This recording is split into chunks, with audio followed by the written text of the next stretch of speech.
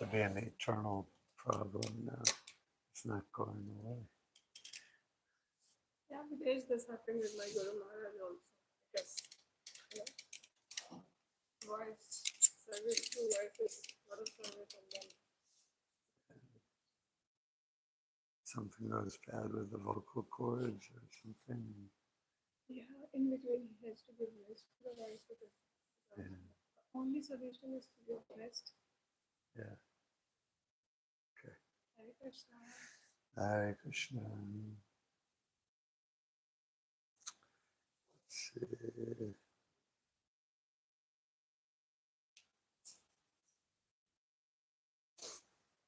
This is reading from the Prabhupada Leela, additional pastimes to the Prabhupada lilamrita. And this is in Los Angeles in the end of 1968. And Prabhupada is writing, staying in his apartment most of the time and writing both the Nectar of Devotion and the Krishna book. Prabhupada is talking about, right now it's talking about Prabhupada writing the Nectar of Devotion, Bhakti Rasamrita Sindhu by Srila Rupa Goswami. Srila Prabhupada worked from the original Sanskrit text and spoke into his dictating machine. Despite his age of 73, Prabhupada would often speak of himself as an old man who could not eat like young men, or endure a cold climate like his disciples. Prabhupada now wrote more prolifically than ever before. His literary labors had begun in India as early as 1940 with his Back to Godhead paper. Now he had more facility for working, modern equipment for dictating, translating, and printing, personal assistants to tend to his meals and laundry, and energetic, trained disciples to conduct the missionary affairs of his movement. Material things, Rupa Goswami had stressed, should never be rejected when they can be used in the service of Krishna. Prabhupada applied this principle to his own situation and noted in one of the early chapters of Nectar of Devotion, anything that can be utilized in advancing Krishna consciousness and devotional service can be used. For instance, we are using many machines for the advancement of our present Krishna consciousness movement. Machines like typewriters, dictaphones, tape recorders, microphones, and airplanes. Sometimes people ask us, why are you utilizing material products if you condemn the advancement of modern civilization? But actually, we do not condemn. We simply ask people to do whatever they are doing in Krishna consciousness. This is the same principle on which, in the Bhagavad Gita, Krishna advised Arjuna to utilize his fighting abilities in devotional service. Similarly, we are utilizing these machines for Krishna's service. With such sentiment for Krishna or Krishna consciousness, we can accept everything. If the typewriter can be utilized for advancing our Krishna consciousness movement, we must accept it. Similarly, the dictaphone or any other machine must be used.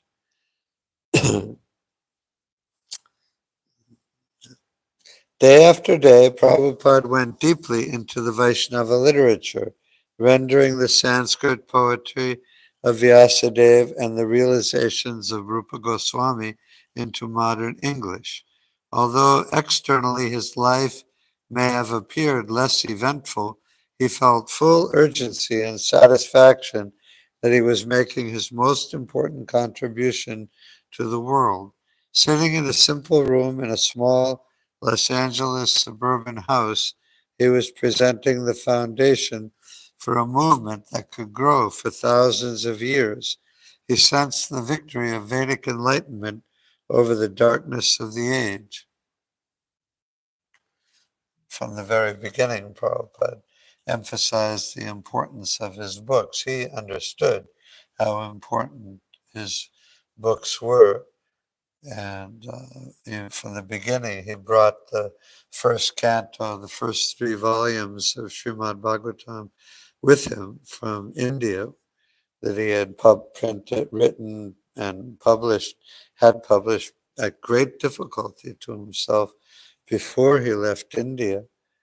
And as he went on, he's continually translating and writing his purports until he left. So he knew, at the same time, he knew he had to establish everything, the habits and the culture of Vaishnavism and Vedic culture, which nobody outside of India knew anything about.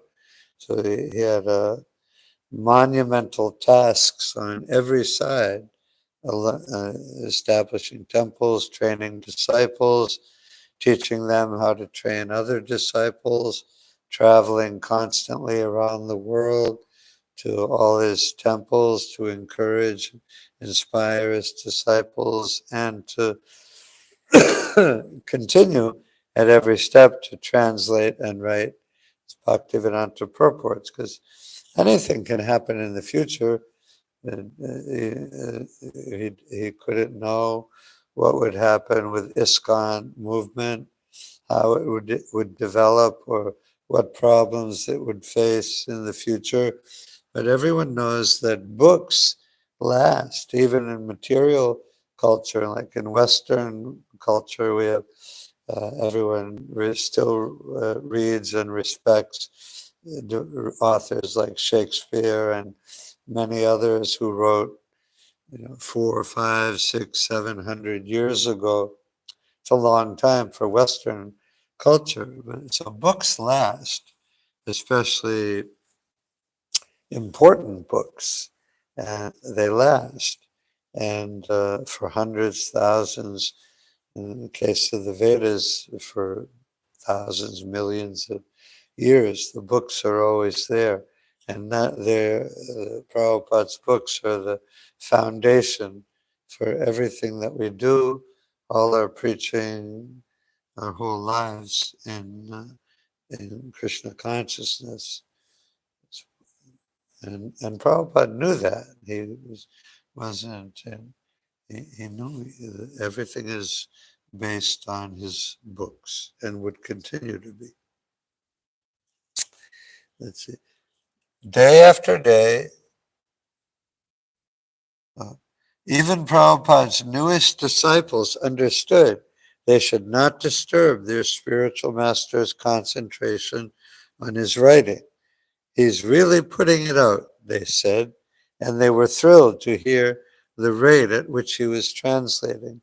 Concerned about printing his upcoming books, Prabhupada wrote to Satsvarupa in Boston, I am seriously compiling one book, Nectar of Devotion, about 400 pages.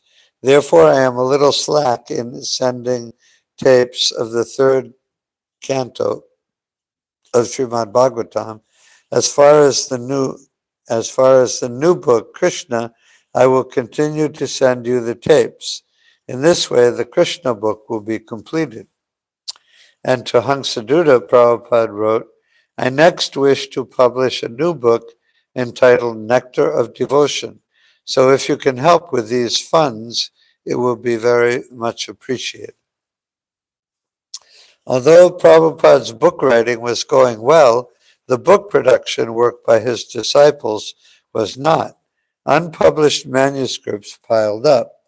Prabhupada anticipated he had few years left, and he wanted to publish as many books as possible.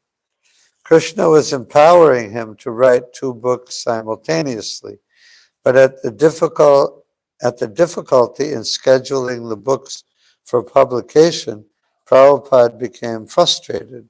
Macmillan Company had recently finished printing 1,500 hardbound copies and 35,000 paperback copies of Bhagavad Gita as it is. Although Macmillan Company had abridged the original Gita manuscript more than 50%, it was nevertheless a victory for the Krishna consciousness movement. The first authorized Parampara edition of Bhagavad Gita in the West.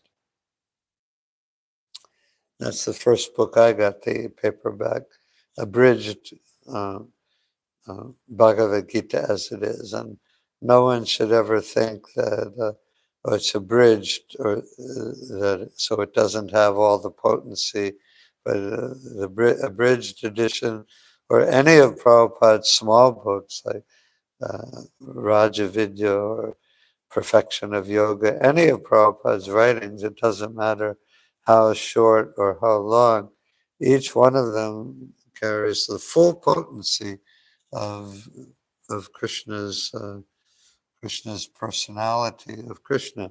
So anyone can become a devotee immediately just by reading any one of Prabhupada's books, big or small. Of course, Prabhupada eventually did emphasize printing and distribution of the large books, Bhagavatam and Sri Chaitanya Charitamrita, but no one ever stopped distributing Prabhupada's small books, and we haven't stopped that till today. We're still distributing all of Prabhupada's small books, including the Back to Godhead magazine, which is produced by his disciples and always carries a lecture by Prabhupada in it. So that has the full potency of Krishna also. Let's see.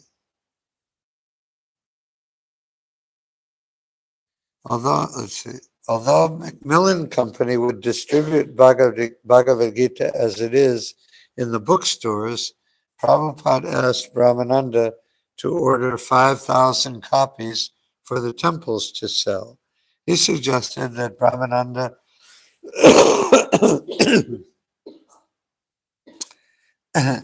approach as many book reviewers as possible, telling them that this book was badly needed in today's godless civilization. Try for selling these books, Prabhupada wrote to the devotees in London. It shall be considered of the greatest service. And of course, nobody in the United States, the way you got a book was you went to the bookstore and you bought a book, or you went to the library and took out a book. But there were such things as door-to-door Bible sellers or door-to-door Encyclopedia Britannica sellers. But in general, 99%, everyone just bought a book or went to the library and got a book. So Prabhupada, and that's what Macmillan Company, one of the biggest publishers at the time, that's what they did. They put their books in bookstores. They had contracts with all the bookstores. And devotees, I'm sure the devotees thought, well, this is how the Prabhupada's books will be sold. But Prabhupada had bigger ideas and other ideas. He wanted his disciples to personally distribute the books. And so, of course, the story goes on how book distribution developed over the years, especially starting in the early 70s. But at this time, in 1968, the Prabhupada had them take many cases of Krishna book or Bhagavad Gita in the temples, and pretty much the only way they knew how to distribute books was out on Harinam, bring books out there and distribute books in accompaniment with the Harinam Sankirtan, which is still a very good way to distribute books. And we still do it today. but devotees really couldn't think beyond that of how to personally distribute the books. But it became very clear, like in this letter, these quotes from Prabhupada to the London devotees, try for selling these books. It shall be considered of the greatest service. And so it is till the present day. With this most basic book now available, Prabhupada instructed his students to read at least one chapter a day and discuss it in class. If you can simply cram Bhagavad Gita, he wrote, Amsaduta, then you will surely become a very good preacher. And college students know about cramming for an exam, especially if you haven't studied enough during the semester. You stay up for a night or many nights before the exam, and you cram. So Prabhupada want to use that term. That you can, if you simply cram Bhagavad Gita, of course it's not like in a college course where you cram it, then you take the test and hopefully do well on the test, and then afterwards you forget most of what you learned. And yeah, but Bhagavad Gita, we cram it and cram it and cram it for our whole lives. So we study it and study it. You don't have to go really fast in Bhagavad Gita or Srimad Bhagavatam. You don't have to be a speed reader or cover chapters or cantos very quickly. You have your whole life. You have eternal time. And you'll always be reading the same books. Our books never change. So you have plenty of time. So you don't have to go fast, but go slowly but surely. Or quickly, if that's your nature. You can go quick.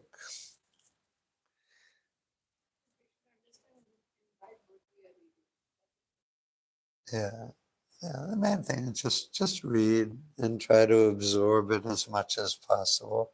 No matter how much you absorb or don't absorb, you'll forget over the course of time. You'll memorize some verses and some shlokas, and then later you'll forget, and you'll read it again in a year or 5 years or 10 years, and realize how much you've forgotten.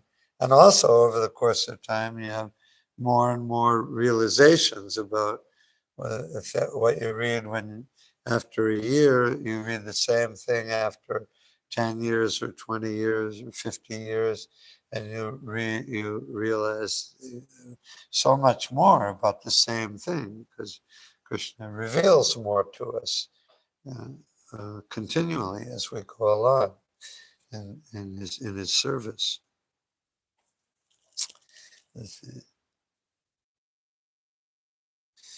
Yeah. With this, you read one chapter a day and discuss it in class.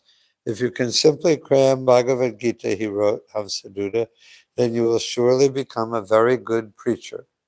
Just very read Bhagavad Gita as it is very well, and learn a lot of the verses, some of the verses, especially the ones that Prabhupada quotes most frequently, then you can preach in any situation. You'll never be at a loss for an argument or never not understand something that someone else is saying, no matter what point of view they're coming from. If you just become a scholar of the Bhagavad Gita as it is, you'll be perfectly competent to preach to anyone in any situation. An examination on Bhagavad Gita should be held, Prabhupada said, and those students who passed would receive the title Bhakti Shastri. When more books were available, he would hold a further exam based on Bhagavad Gita, Srimad Bhagavatam, teachings of Lord Chaitanya, and the nectar of devotion. And those who passed would receive the title Bhakti Vedanta. I want that all my spiritual sons and daughters will inherit this title of Bhaktivedanta, so that the family transcendental diploma will continue through the generations. Those possessing the title of Bhaktivedanta will be allowed to initiate disciples.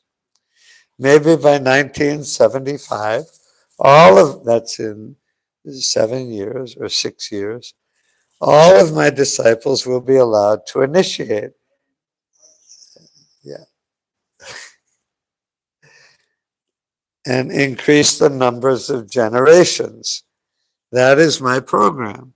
So we should not simply publish these books for reading by outsiders, but our students must be well versed in all of our books so that we can be prepared to defeat all opposing parties in the matter of self-realization.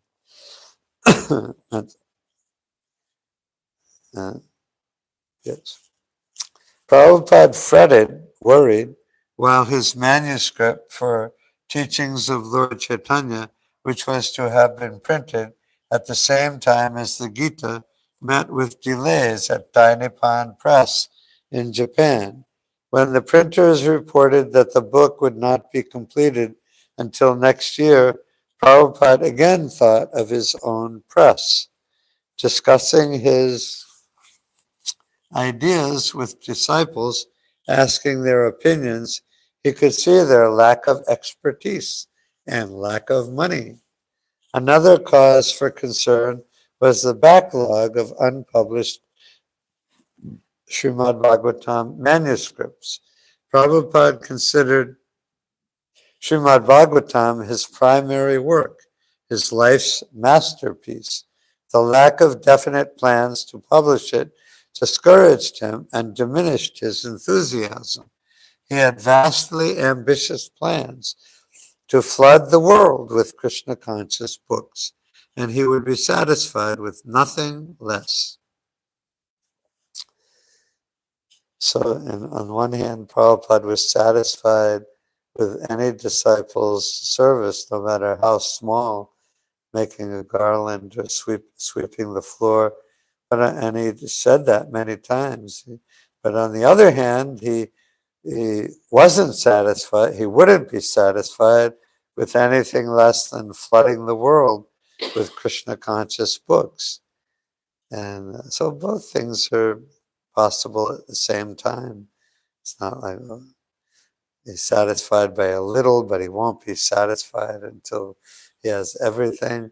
They're just like little children. The parents are very happy, very satisfied with anything their little children can do. But as they mature, as they grow up, they expect their kids, if they have, if they have some ability, some intelligence, which most people do, they expect their kids to take on more and take on more service.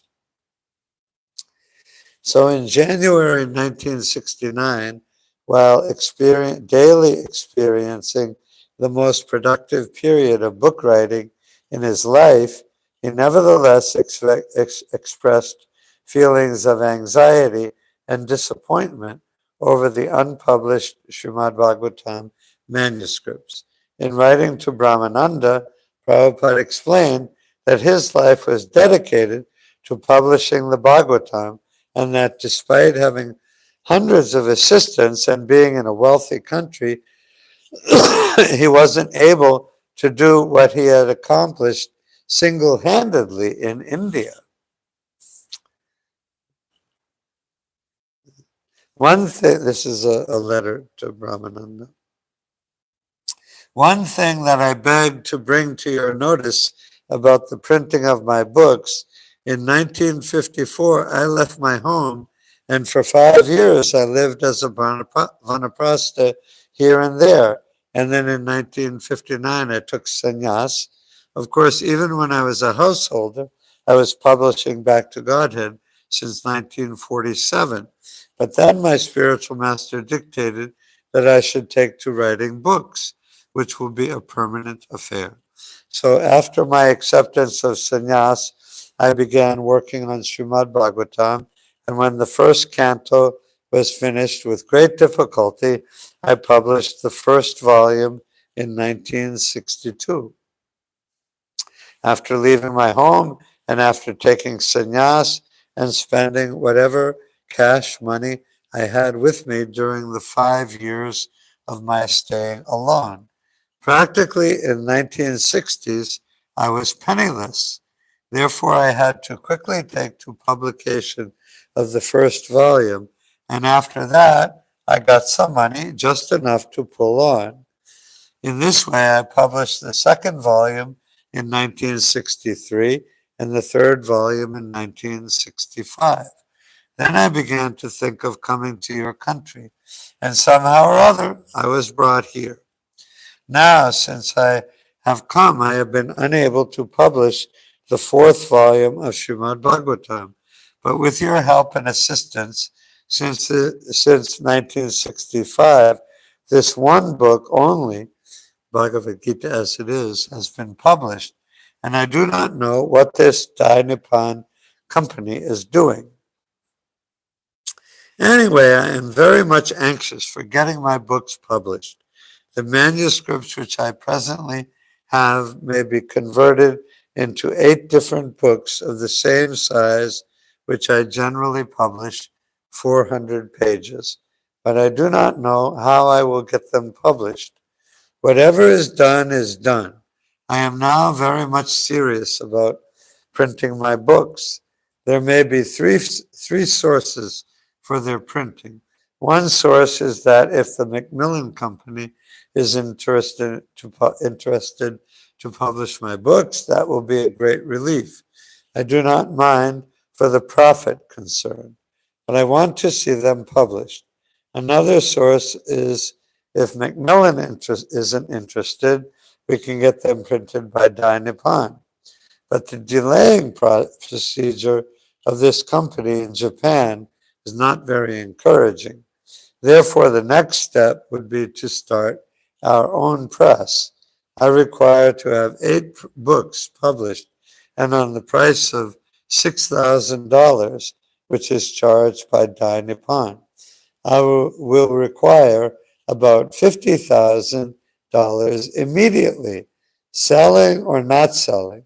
I want to see these books published. This is my ambition.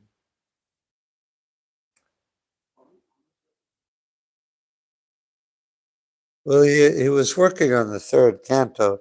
The second canto was completed, and he had enough in manuscripts for 8 400-page books. And a 400-page book is impressive in itself. If someone gets a 400-page book, they tend to take it, especially if it's a hardcover book, and it's obvious that it's a very scholarly, intellectual subject. People are impressed, and they tend to take it seriously. And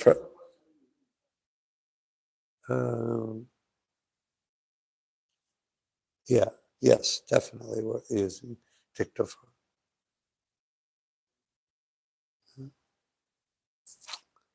Prabhupada decided to restrict his weekly temple visits to Sundays. Up until then, he was going 3 nights a week and on Sundays, but now he decided to go only on Sundays. For the devotees, Sundays became the high point of the week. Sunday was the focal point of the devotees' preaching because all week they would invite people to the weekly festival. And all week, Tamal Krishna would consult with Prabhupada about the feast menu or the observance of various Vaishnava holidays. Prabhupada also suggested plays and devotees could perform. That was definitely early ISKCON, and for many years, the Sunday feast program was the main event of the whole week, and all the devotees in the temple took very active part in the Sunday program, inviting people to the Sunday feast during the week and working all day in the kitchen or cleaning the temple on Sunday to get the temple ready. And then when guests started coming to be in the temple room or the front hall, greeting the guests and welcoming them and talking to them. And then during the serve out of the feast, the devotees would, all the devotees would sit with some guests and take prasadam with them and talk to them during the eating. And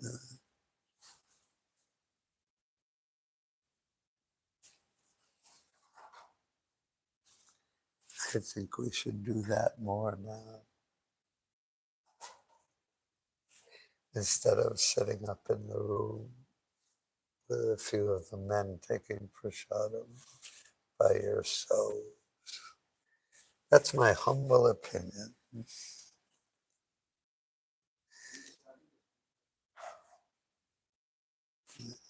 And taking part in being downstairs and talking to guests and taking prasadam with them. And that was like everyone did, all the devotees did that. Everybody did that.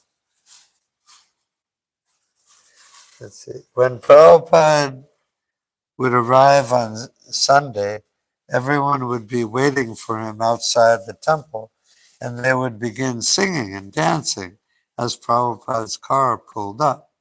As soon as he stepped out of the car, devotees garlanded him.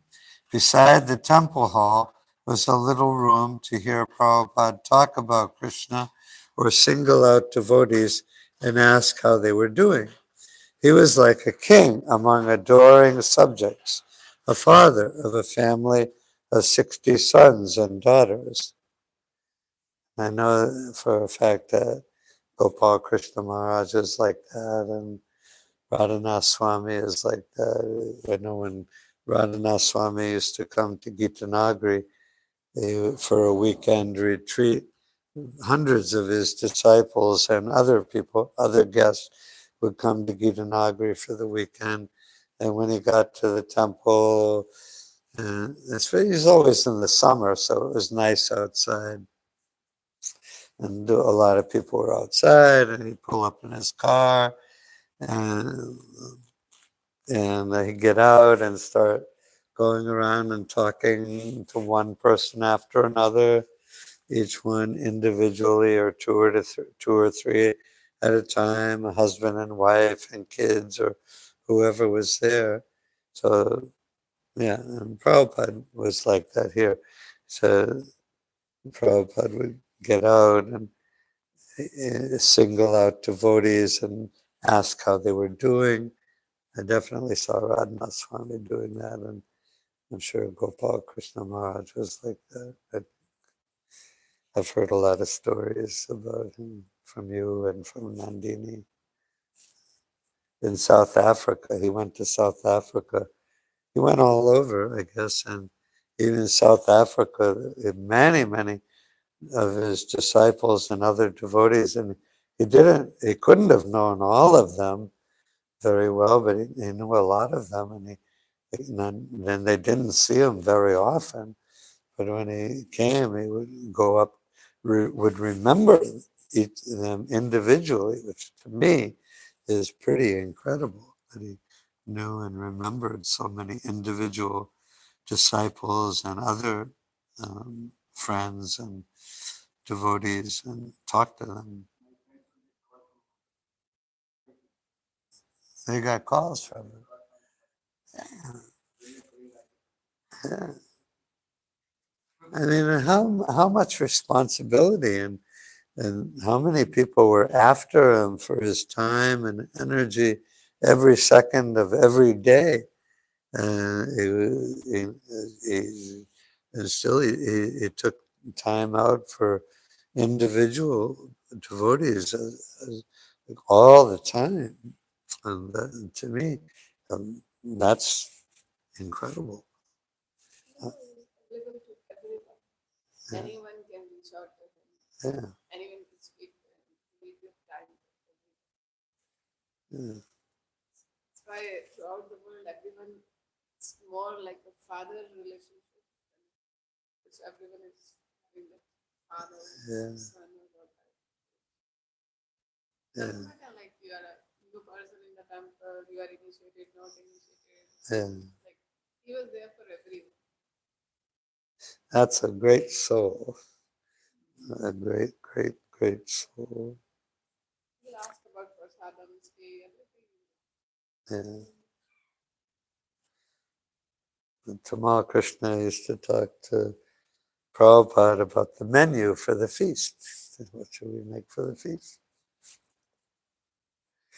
Okay, I'll read a little more. Leaving his little room, Prabhupada would enter the temple hall where he would lead the singing, accompanied by the devotees and guests. On one such occasion,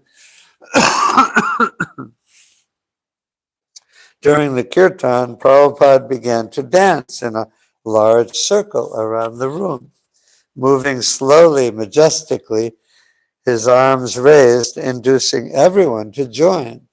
As he walked and danced, the devotees and guests lined up and followed behind him. He stopped in front of each picture on the wall and danced with his side to side step, his arms upraised, robes swaying. Then he continued circumambulating the room. Among the guests that Sunday sat two old ladies in wooden chairs in the back of the room. When Prabhupada came before them, they were smiling and nodding, enjoying the show. But Prabhupada looked at them, raised his hands in the air, and called, stand up and dance. And they arose, started dancing, and followed him all around the room. The little old ladies. Little old ladies. And they didn't know anything. They're not Indians, they're American ladies. And somehow they met the devotees. They got a book and they came to the Sunday feast. And Prabhupada was there. He said, get up and dance. And they did. And then, after the kirtan, Prabhupada would sit and watch the devotees play Narada and the Hunter, or Prahlad Maharaj and Lord Nishingadev, or he would watch Vishnu Jana's puppet show. Then he would join the devotees for the Sunday feast. And feasts, plays at the ISKCON temples in the early days were very common, and devotees really got into it. They would rehearse them a lot during the week, and on Sunday they would put on a play and they'd make out costumes and really get into it and really develop. They'd last like 10 or 15 or 20 minutes, or do a couple shorter plays like 5 minutes or 10 minutes. But everybody likes the plays. And Prabhupada knew that. He knew that everybody would like the plays. And Prabhupada liked the plays.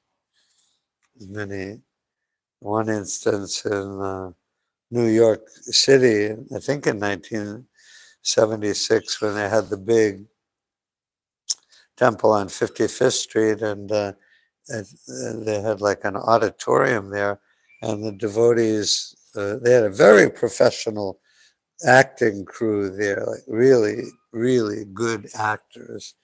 And one of them lived here for a few years. And after that, he's the one devotee. You can still see the play, but he's, uh, uh, right now I can't think of his name, but he's the one who played Ravana in the Ramayana. And when he put on his Ravana mask and acted as Ravana, he was scary. He was scared when he did that. He's not a big person. He's about my height, just so. But when he got into his role of Ravana, he was frightful, and Prabhupada loved that play when they did it for him in New York City that time. Prabhupada, he really liked the plays. I think I'm going to stop there. All glories to Srila Prabhupada. Ki jai.